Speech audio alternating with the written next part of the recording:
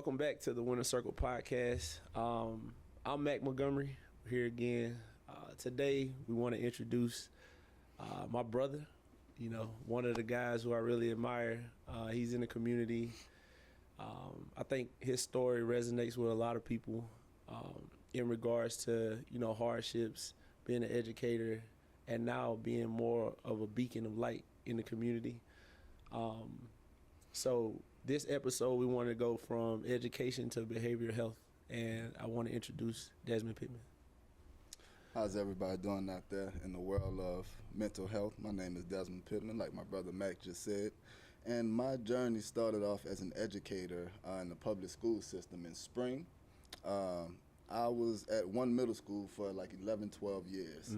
So that's where a lot of my training, learning, and also motivation to do community work came from. If anybody knows anything about Spring, we service the kids from Greens Point community to Cypress Station and probably one of my favorite neighborhoods in the city, North Borough.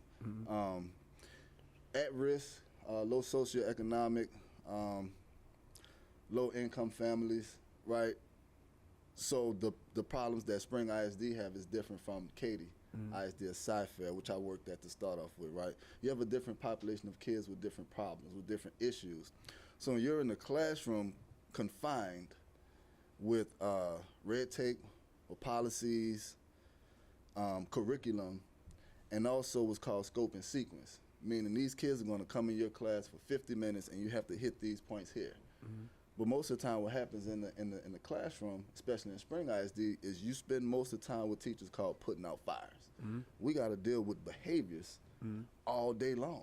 We can barely get into the meat and potatoes of curriculum because we have to stop and correct horseplaying, foul language, hitting. All of these are being done throughout the day, every day, by just about your same kids. So I call those kids the 5%ers. There's going to be 5% of kids in schools, districts like this, that you can't do anything with them. We have a process in the education field called RTI. You go through 3 different tiers of support for the kid. The third is the final. Well, these kids, you can send them to DAP, the District Alternative Placement. They're coming back the same way. You can send them to the Juvenile Justice Department for a little while to juvie. They're coming back the same way to your classroom, if not more turned up. So I felt it was very important for me to try to find another avenue, right? A completely different mission to the means of helping this specific group of mainly young men. I had a few young ladies, but mainly young men who were just going down the wrong path, and I definitely have been an agent trying to disrupt the school to prison pipeline. So that has been my journey from education to mental health. Awesome, man. Awesome. So just deep dive a little bit into it. What experience, I guess, in your younger life provided the, insight for you to want to do what you do now? So my younger life has... was there a particular experience, or was it... There's many experiences. There's many experiences before the age of 17 that let me know if I can survive and I can make it out of this New Orleans neighborhood, which is why I'm so endeared to North Borough, Ella, Cypress Station, Greens Point. It's just like New Orleans. It's survival of the fittest. So I knew if I can survive and get out of here, I could do great things. So at the moment of meeting a guy called Buck Buchanan, who is still one of my angels, Buck Buchanan came into the office. I was a kid who was supposed to go to LSU on scholarship. Through different things, through my different actions, right, that was pulled off the table. Nobody wanted to recruit me. This fat, jolly white guy came in and said, "Son, I'm going to give you a chance." So when he gave me that chance, that was April of 2004. I never looked back. Never looked back. Okay. So with Mr. Buchanan giving you that chance, I know you probably owe a lot to him in regards to that. So, I definitely had experiences where there's been angels that have, got me out of some situations and things like that. And I don't think I would be in the place that I am today if it weren't for those people. So I'm very grateful for those individuals. Now, you spoke a little bit earlier about the 5%ers that are in school. And the 50 minutes that you have to actually put out that you have, but you use that into putting out fires. Now, what detriment is that for an entire class? Oh my gosh, it's more than the entire class. It's the entire school and then the entire district. It becomes the makeup of it. Just like small actions in Greens Point has turned the name of it to Guns Point. Yeah. So it's the same kids, it's the same behaviors, creating these atmospheres that are just negative for everybody, and it's a pollution. And they're only doing what they know to do. Yeah. They're traumatized. Yeah. Right. There's a lot of trauma in these 5%. These are kids who might have seen, dad shoot somebody, mom get beat, uncles, cousins in jail. Yeah. And it's almost like a family crest. Yeah. You don't get your manhood till you go to jail. That's their thinking. Yeah. So that type of thinking in itself will destroy an entire school, especially a classroom. You have kids that's coming from 2-parent households that haven't had a fist fight, that cringe when they hear a cuss word, right? But they're around these kids that's exposing them to another element, and that element takes over the classroom because you don't have too many people like myself in the classroom that can kind of manage that and still try to get a lesson across. So the 50 minutes becomes wasted to again, behaviors and things. Behaviors and arguments back and forth, lack of respect. These are young men coming from houses where dad is not present. Yeah. And the 5%, another characteristic trait about them is their reaction. Yeah. They can't control their reaction. They're emotionally charged. They act impulsively. And these are all things that are outlined through Medicaid, right, through the mental health system. Is mandated for us to give these kids these specific goals on controlling hyperactivity, on controlling anger management, on learning coping skills, how to deal with trauma-based informed education. Yeah. These are things that we're learning. Teachers don't learn that. You learn how to teach a lesson, a skill, and you get out of there. Yeah. So they need a lot more, and this is the field to give it to them, man. Awesome. What's your go-to in regards to whenever you encounter a 5%er or behaviors what is your go-to in regards to trying to mentor them? First, you gotta look them in the eyes. You gotta look them in the eyes, let them know that you respect them, but you don't fear them. And once they can kind of go from that, then my next question would be, most likely for most of them, what do you want to be when you grow up? That's my number one question. All right, little man, what's happening? What you want to be when you grow up? You know the answer. They're going to give you entertainer or athlete. Athlete, yeah. Athlete, entertainer. And they could be in the streets thugging. They're not going to say, I'm going to be a career gangster. Right? But it's one of those three choices. So being able to offer another solution is automatically is the hook and sinker. Okay, well, I understand you want to do it this way. That's a good thing. You want to be an entertainer, a rapper. Well, let's work on your writing skills. Let's work on writing poetry. Then I get to reflect and relate a point of relation to Tupac Shakur. He was an amazing poet who became one of our greatest rappers, influential entertainers. Okay, you want to be an athlete? Okay, let's work on your financial literacy skills so that when you make Mike Tyson money, people are not beating you out of it. Yeah. So it's meeting them where they at, seeing them for who they are, and then trying to get them to where they want to go. I got you. Understanding that most of the kids that you work with are emotionally immature, and emotionally charged. What happens? Because I know there's times that you can feel defeated. So what do you tell yourself? A defeat for me, and how entrenched I am in the community and with the kids, a defeat is death.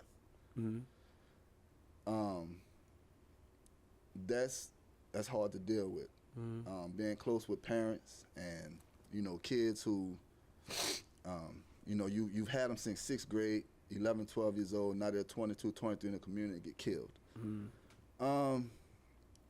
That is hard to answer. It's hard to deal with, and for myself, it just keeps me going. It puts more fire into me. It lets me know that I can't turn my back on this community, because although one of them, may have fallen victim, what about the other 10, the other 20 that may go the other route, and then can come back into community and reach back and pull more out of that before an unfortunate demise. Yeah. What do you do whenever there's sort of like a relapse or like a relapse in behaviors? So when kids, I know you're working with them, but again, they are emotionally, immature and things like that. So when they do get in trouble, because I know the kids that you work with, they don't make perfect decisions after you work with them, right? So what do you do whenever they do make a mistake and things like that? Grace and space for reflection and then improvement. Mm-hmm. You have to have them take accountability. Mm-hmm. All right, bro, you know you was wrong for that, right? Mm-hmm. All right, yeah, coach, all right, okay, good. Now that you know you're wrong, for reflect on why you did it. Yeah. What was your motivation for doing that? What was your intentions? Yeah. Yeah. Did you even think that far? Mm-hmm. I know that little prefrontal cortex lobe is not formed, but we have some sort of action and consequence, right or wrong foundation that we all pull from. Mm-hmm. Why did you choose not to pull from that? Gotcha. I heard earlier you say, supreme athlete in high school, having the scholarship opportunity at LSU that was taken away because of some decisions. Mm-hmm. Is athletics some of the things that you use to relate to the kids that you work with? Athletics, sports is the way to the future. That Mm-hmm. is the way we're going to unite this country. Mm-hmm. Right? We live in a society that feeds off of division. It feeds off of negativity. You don't see that when the whistle blows. Yeah. Right? Nobody sees color anymore. Nobody sees our differences. Nobody sees anything besides a shared goal of this team and that team is to win. Mm-hmm. Right? And sports brings people together in a way that's almost like the military. I like to kind of bridge them two together. Yeah. When you're in the foxhole defending your life, Mm-hmm. who gives a care if this guy is Asian, black, purple, green, anything, Mm-hmm. right? We have a goal to get home. Mm-hmm. When you're in sports, the goal is to win. Not only that, but also the emotional, right? The scientific aspect of sports. Mm-hmm. The release of cortisone or Mm-hmm. dopamine or something like Mm-hmm. that. After you exercise, you feel good. After you play a game, whether you win or lose, most of the time you leave feeling pretty juiced up. You feel good. Yeah. You did something positive. Mm-hmm. So bringing sports into the community is going to unite it, and it's also going to give us a purpose, Mm-hmm. right? It's not going to be just to go and play. It's going to be to unite, to collaborate, to learn, to rebuild a community through a shared interest and a shared pastime that we all have. We all love our sports. That's the one thing.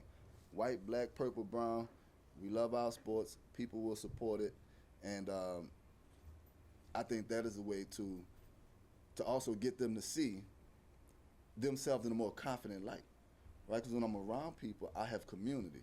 So that's something else I think that sports touches on as well. The aspect of community. Mm-hmm. When you're putting kids, people, even adults together in a community of victims, maybe.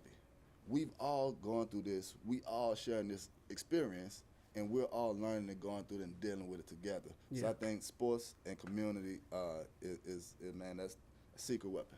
Yeah, for sure. No, I as a former athlete as well, I'm a true believer that sports is the key to a lot of things, right? So, even with the young adults and the teenagers that we work with on a day-to-day basis, it provides an outlet for sure. When somebody's having a frustrating day or anything like that, but for me, it also allows them to be controlled competitive, right? Yeah. So, and it teaches them to be controlled competitive.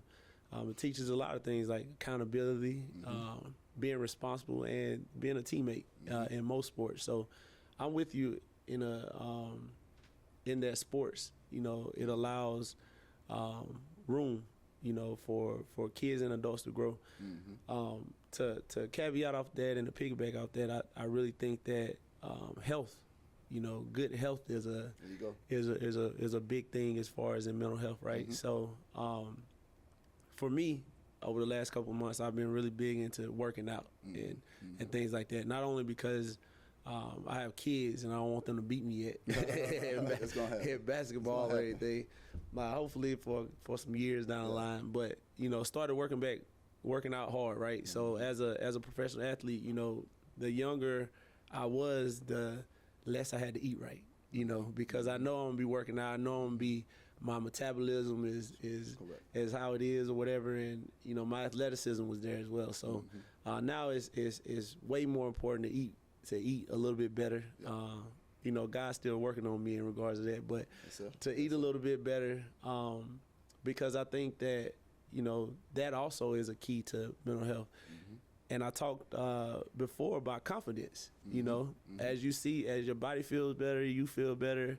I think that gives you confidence to, you know, have professional conversations, to engage with people in a respectful manner and things like that, to not shy away from different things as well, because it helps with your appearance, right? It helps with your appearance and helps with your mentality. So knowing that, you know, how you were as an athlete before and knowing where I come from in the athletic realm, I do think that athletics is a key, you know, in helping the youth and helping adults as well. That's right.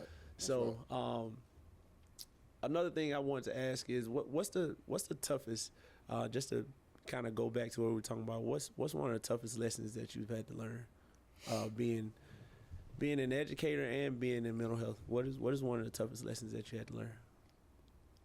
Recognize your signs. Mm-hmm. What about when you're depressed? Mm-hmm. What about when you're feeling anxious about something? What about when you've experienced trauma or something and it goes unchecked and then it creeps into your personal life and your love life, your relationship life, your family life? So that was a lesson that I had to learn. Again, I think death brings clarity. My grandfather was my world, you know, my everything. So his passing sent me into a depression I didn't know about at the time. But I just lost a lot of relationships with people. And getting into this field actually taught me about that. So now I am more aware to recognize my own signs before they bleed over into other areas of life. And I think it's important for men to do that, period, because we just so tough and macho, you know, and hard shell until we're not. Yeah.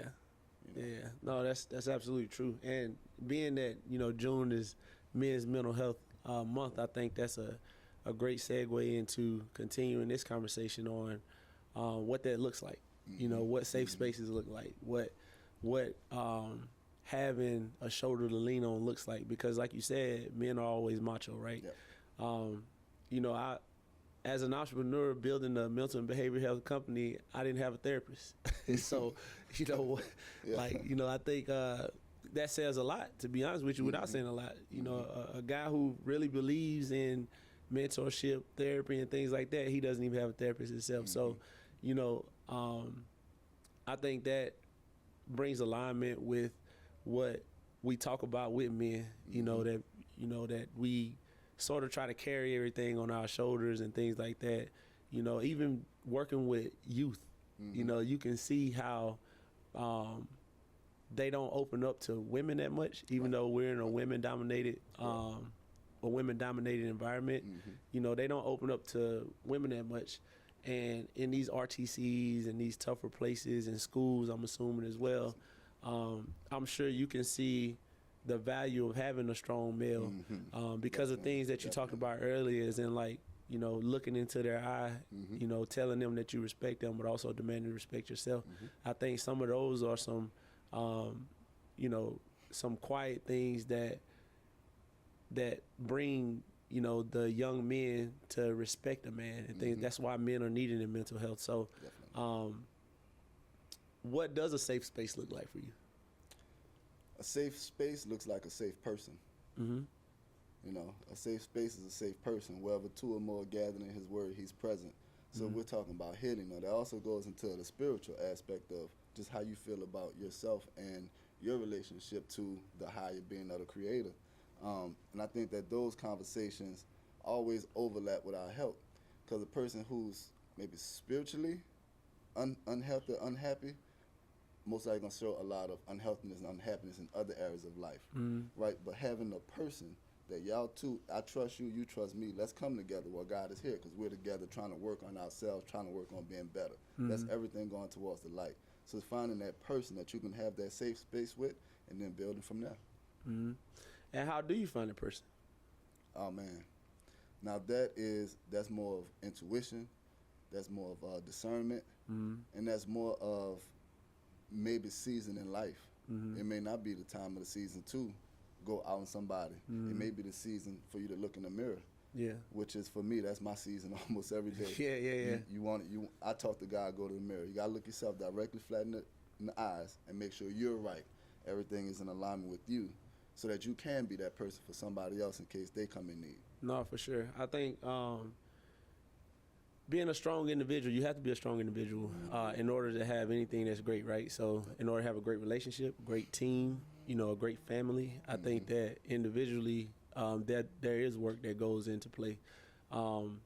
Finding a safe space, I think the comment that you made, it still resonates on why a lot of men don't open up, in regards to having to be that person and looking in the mirror all the time and things like that. That's why I asked the question on how do you find that person, and I believe what you say in regards to, like, I agree with you say in regards to, it takes discernment, it takes intuition and things like that. Oftentimes, men resort to themselves whenever they get struck by something, right? Whenever they get burned by something, because I listen to a lot of Kobe Bryant, obviously, and then people like 50 Cent, where, I mean, if I'm gonna be wrong, I'd rather be wrong on my own accord, right? And that's a man's mentality. Is I don't like paying for a decision that somebody else made, Right. And I think that that reigns true in men in general, but that also does serve as an important part to find a good group of people or a good person, like you said, or a best friend and things like that. And I know, I may not open up to a therapist a lot.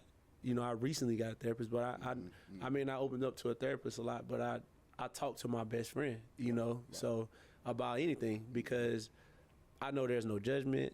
I know there's relatability in regards to similar things we went through.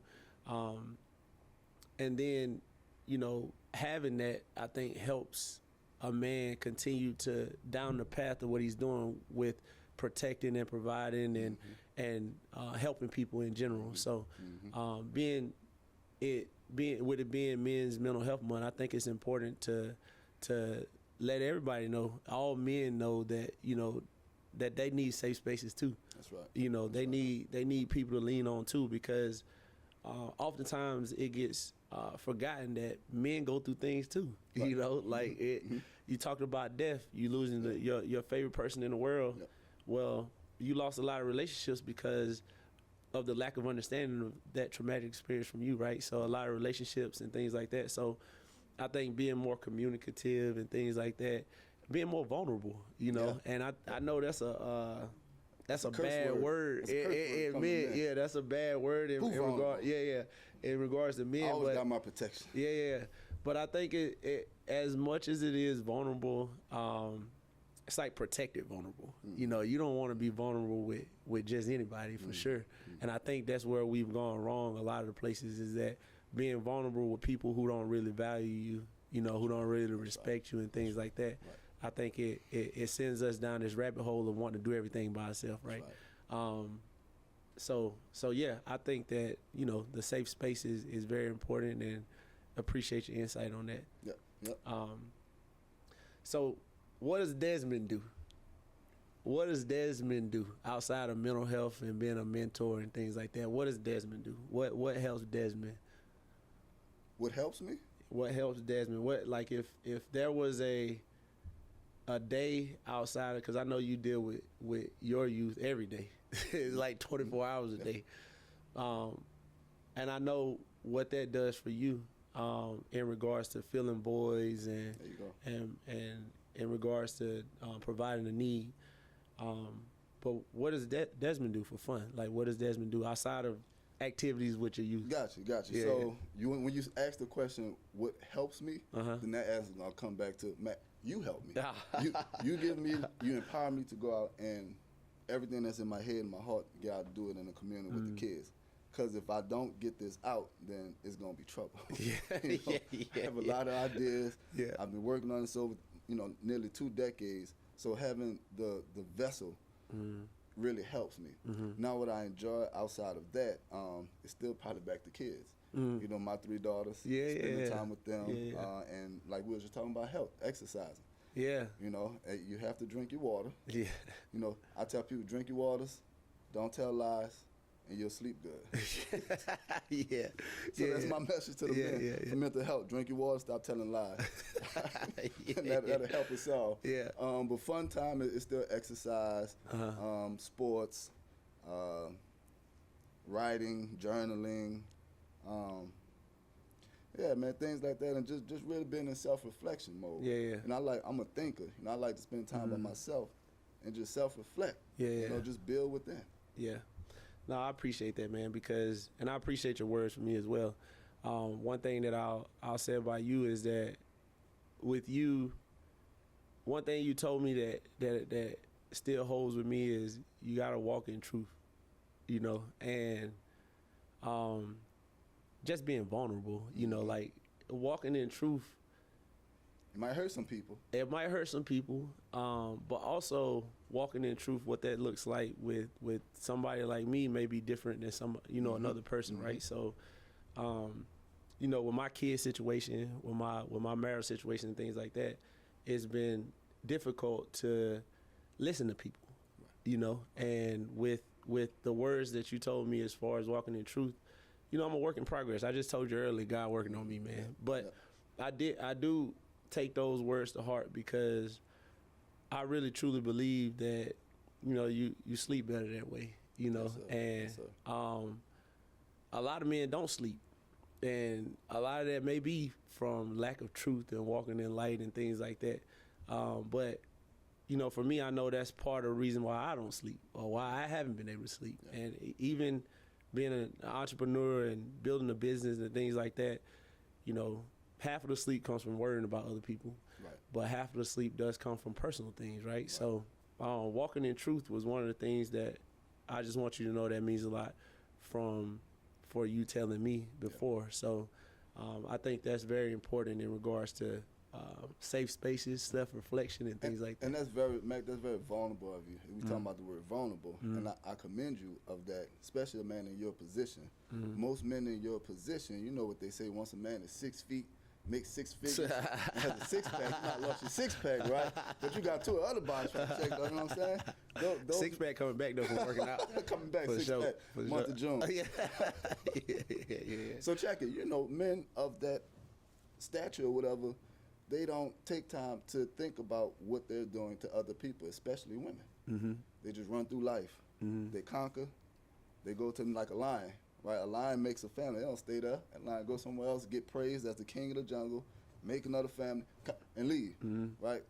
So for you to be trying to center yourself, I see you as a leader, and I see you as a beacon of hope and inspiration for men in especially America. Right, in this American society that's capitalistic, that's dictated on money. Most women have even succumbed to that. If my man makes so much and he looks so good, I'm going to allow this, that, and the third. Well, what happens when a child who's a little girl sees the way you're being treated? That cycle just only continues, and then it gets worse. Yeah. Right? So, man, big ups to you, and my heart is to you and your family, and continue to work, man. We're all work in progress. God's working on all of us. We're all work in progress, and I think we'll kind of close on that. We're all a work in progress. I definitely want to say I appreciate you for your insight. As you can see, we need more men in mental health, in the mental health industry. So we need men to be out there to help shape the lives of our youth, our young boys, because if we don't have people like Desmond out in the community, then it just becomes a cycle, a vicious cycle, one that we don't want to see. So the mental health industry is dominated by women, great women. Bernadette was on our first episode, one of the best women I know. But there's some things that a woman can't talk to a young boy about, right? We saw boys in the hood. Yeah. With your dad, mama can't teach how to be a man. Yeah, for sure. So, we at Winter Circle, in mental health we need it, but at Winter Circle we're gonna always need that as well. So, thank you for coming today. And thank you guys for tuning in to the Winter Circle podcast.